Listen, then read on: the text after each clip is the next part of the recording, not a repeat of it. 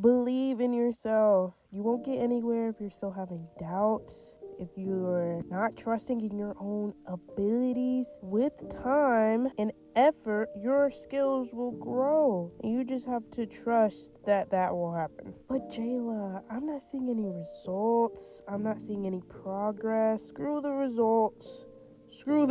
Actually, don't do that. You ever start cooking a pot of rice and you're just waiting for that water to start boiling? That doesn't happen instantly. You know that. You gotta wait for that. It feels like it takes forever, and all you want to do is eat some dang rice. But you know that the heat is on, you know that the rice is on the stove, and eventually that pot is going to boil. Same thing with your art journey, Buki. It's gonna happen. I mean, you took all the correct steps.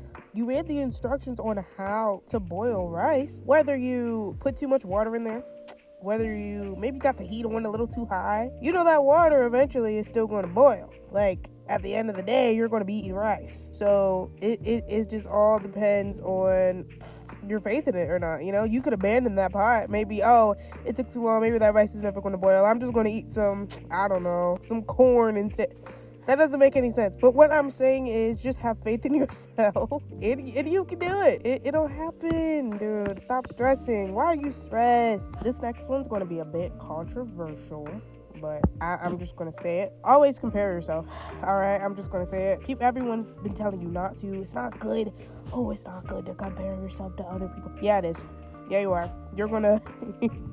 Okay, not the way that not like that, all right? I'm not saying to stress over every detail and pick apart everything that you're doing wrong in comparison to someone else. More like pick apart what your favorite artist is doing right and how to incorporate it into your artworks. Yeah, you see how it's a little different. That's why I think it's so important to have a favorite artist, because then you get to look at everything that you want, and I guess your style, how you want to color things, shade things, draw characters in someone else's art. It's almost like I don't want to say a blueprint, because you should never copy and paste someone else's art style. Not like you could, but draw so much inspiration. You never want to draw so much inspiration that it turns into imitation. But having that inspiration is so important, because it's good to always have something to work towards. Like my biggest inspiration, oh my gosh. Okay, so there's a little guy, right, on Instagram. He goes by CT Chrysler. Okay, I'm gonna show some of his work here.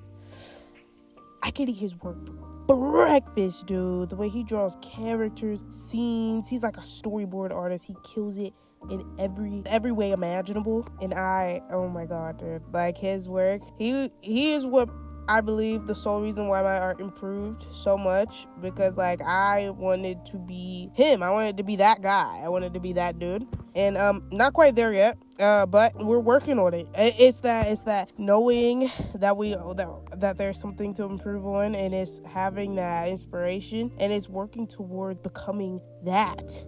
I feel like you can really see it in my work as well. Like there's definitely a CT Chrysler influence era in my art, and some pieces I think I definitely went too hard on that. Some pieces I straight up just copied exactly what he drew, just to see if like I could draw that for real. Yeah, it's just good to have that. I feel like another thing, just try and stay consistent. Like I know we all have very busy lives. I'm sure there's a lot going on. We all gotta go to work.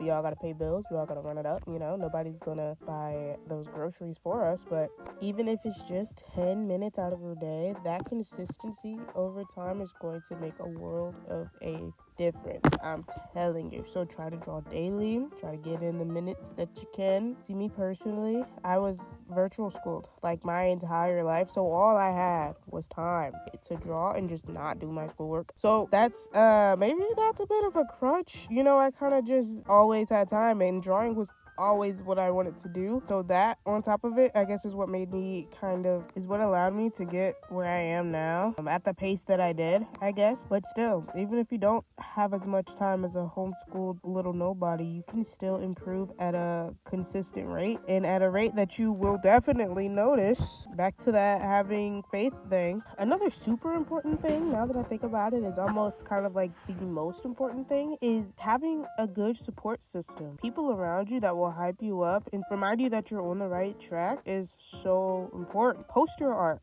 Post your art to Discord art communities, stuff like that. Find people that have the same interests as you and want the same things in art as you do, and will help support you on your journey.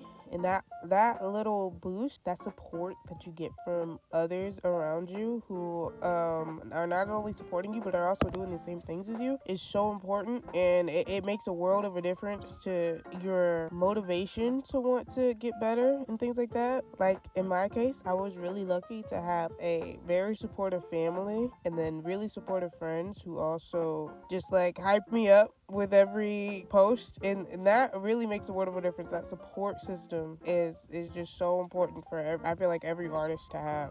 Another point, and I'm sure you've heard this before, make mistakes. Make as many mistakes as you possibly can. Draw so much and make so many mistakes that your art isn't even recognizable anymore.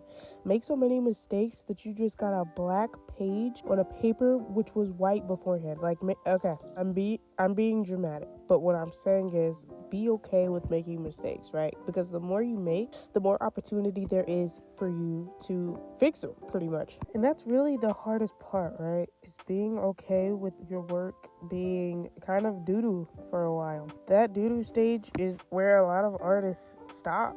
Being okay with messing up is just one of the disciplines that you must learn to become a good artist. It can be super tough to put so much effort into something just for it to not turn out exactly or not even as close to what you wanted it to be, but you have to be okay with it. Like, it's okay, you'll be okay. You'll get them next time. You'll get them next time.